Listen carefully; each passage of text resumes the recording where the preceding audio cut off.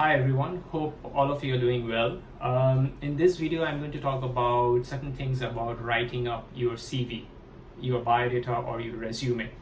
There are multiple ways, there are multiple opinions about writing up your CV, how you format it, what are the things you mention, what are the things you don't mention.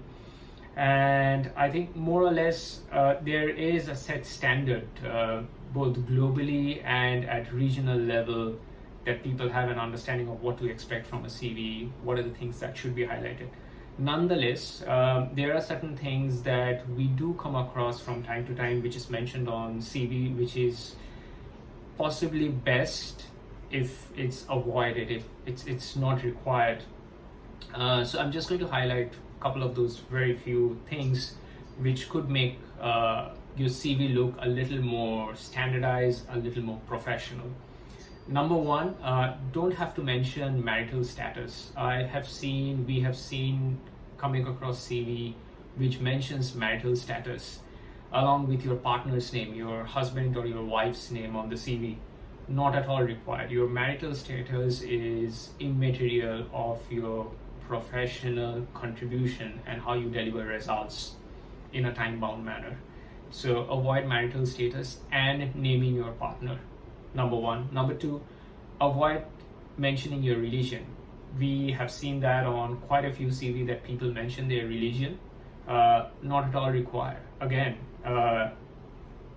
over here, you're committing yourself, what attitude you bring in, how cognitive you're going to be, how productive you're going to be.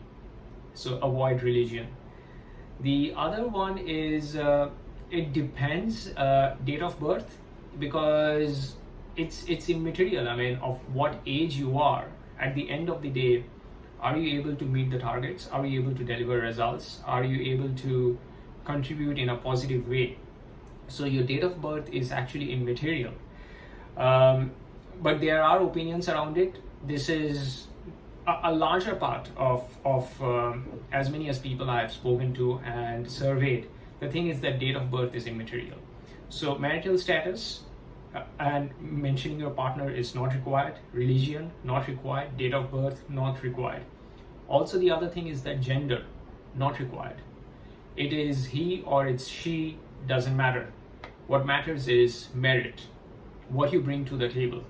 Are you able to work with the team? So gender doesn't matter. Apart from certain industry and in certain categories, there are specification for the job role where there could be certain nuances. I have seen they don't mention it, but when they are actually screening the CVs or when they speak to the prospective candidates for the first time, they try to figure it out from the voice of the candidate, whether it's a he or a she and what their preferences are. So they don't mention it very explicitly in the job description, but they try to screen it out.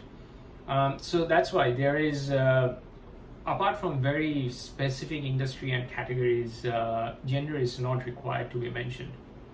Last thing, rather it's a very large topic as to how your CV should be structured, whether it be 1 page or 2 page. It's 1 page for fresher, 2 page for experience.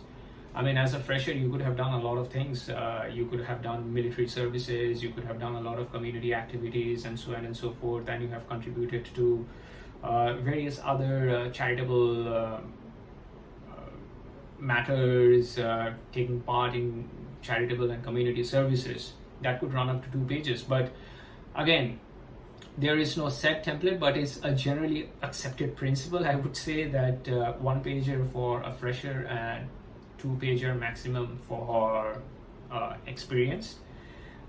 If you are a fresher, try to mention what your activities has been, what your co-curricular activities has been, what are the things that you may have done either in community services or you have gone and taken certain other professional activities around, which gives a kind of a kick to your CV, I would say, a kick in the CV.